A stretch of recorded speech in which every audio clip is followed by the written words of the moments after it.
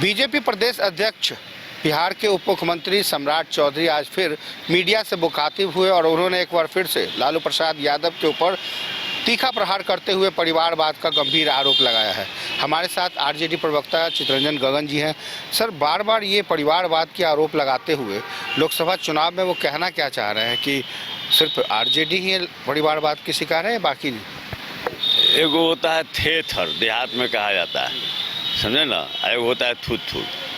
अब पता नहीं थेथर है कि थुथुर है। दूसरा किसी चीज़ पर उनको बेरोजगारी पर, जनता से जुड़े सवालों पर बोलने का उनको जो है सो हिम्मत तो है नहीं, क्योंकि जिस जंग से उन्होंने जनता को छलने का काम किया है, देश के नौजवानों को छलने का काम किया है, किसानों को छलने का काम किया है, तो अब उस पर तो कुछ बोल नहीं सकते हैं।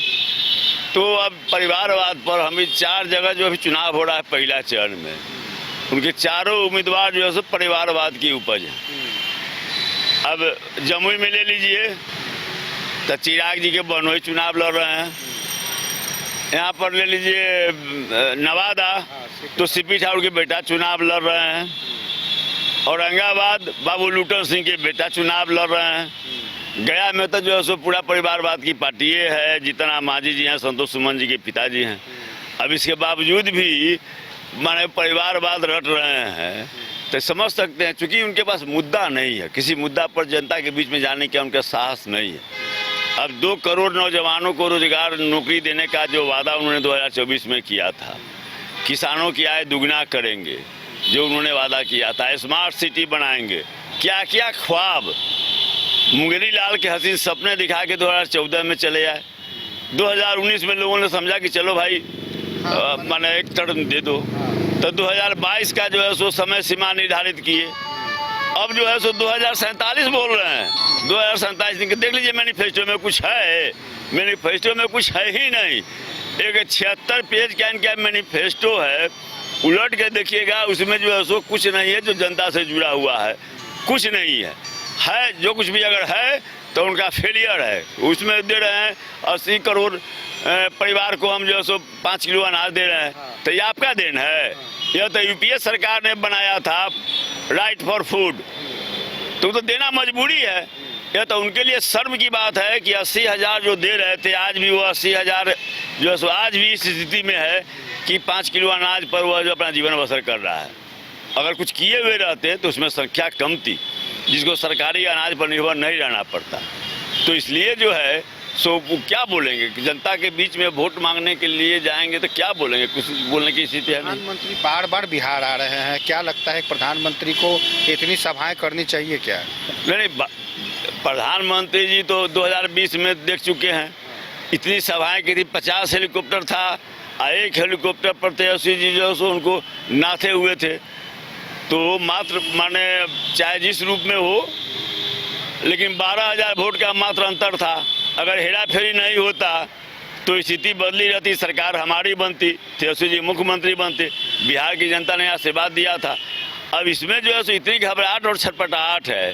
प्रधानमंत्री जी समझ रहे हैं कि बिहार से जो हवा चलती है यह पूरे देश में एक लहर बन के उभरती है। तो बिहार से जो हवा चल गई है, अब इसीलिए बिहार में वो बार बार अपना दौरा कर रहे हैं कि भाई जो है सो। एक छोटा सा सवाल, 400 पार का जो उनका नारा है, आप कितना पार कर रहे हैं? बिहार में तो बोहनी नहीं होने वाला है। और 400 पार तो घबराहट में दे रहे हैं ना, अपने कार्यकर्ताओं के मनोबल को बनाए रखने के लिए। कहीं किसी भी आंकड़ा से आप अगर जुड़िएगा, आप पत्रकार हैं, तो यह तो जो है सो उसी ढंग से जैसे कि जनता को मुंगेरी लाल के हसीन सपने दिखा रहे थे, उसी ढंग से अपने वर्करों को वो हसीन सपने दिखा रहे हैं। सवाल है कि 200 भी पार होगा कि नहीं होगा, उसमें भी शंका है। जो स्थिति है बिहार में तो जैसे नीले जा रहे हैं, जहाँ 39 थे तो यहीं पर 39 साफ हो रहा है। तो इसलिए अब वो 400 का वो तो हमारे आदरणीय मुख्यमंत्री नीतीश कुमार जी ने तो कह दिया कि 4,000 पार, तो 4,000 पार भी कह सकते हैं। अब तो जो 400 पार कह रहे थे मुख्यमंत्री जी, उसे आगे बढ़ के कह दिए 4,000 पार। अब पता नहीं उनका मजाक उड़ा रहे थे या वास्तव में जो है सो 4000 पार की कल्पना कर रहे थे। इतना जो है सो वही समझे, मजाक भी उड़ा सकते हैं, हो सकता है साथे मंच पर बैठ के उनका मजाक उड़ा रहे हो कि 400 पार की 4000 पार न लोग कहता है तो वो भी हो सकता है। न्यूज़ बाइस्कोप से सर बात करने के लिए बहुत बहुत धन्यवाद। धन्यवाद। तो देखा आपने, चित्ररंजन गगन जी साफ तौर पे कह रहे हैं कि जुमलेबाजी की सरकार है, कोई 400 पार कह रहा है तो कोई 4000 पार कर रहा है। इंतज़ार करना होगा कि जनता किस तरीके से इस चुनाव को लेती है और जो आरोप परिवारवाद के लगाए जा रहे हैं उसको जनता किस नज़रिए से देखती है। सहयोगी शशि के साथ Kumar Gautam, news bioscope, Patna. Elite institute. अगर आपके अंदर चाह है तो एलीट आपकी राह है। IIT हो या मेडिकल, आप चाहते हैं अपने आप को उत्कृष्ट दिखाना, आप चाहते हैं खुद को एक IITian के रूप में दिखना या मेडिकल के क्षेत्र में आगे बढ़ना, तो एलीट आपके लिए एक बहुत बड़ी ताकत के साथ आपके सामने है। आइए, खुलिए, बढ़िए, पहुंचिए। Elite institute.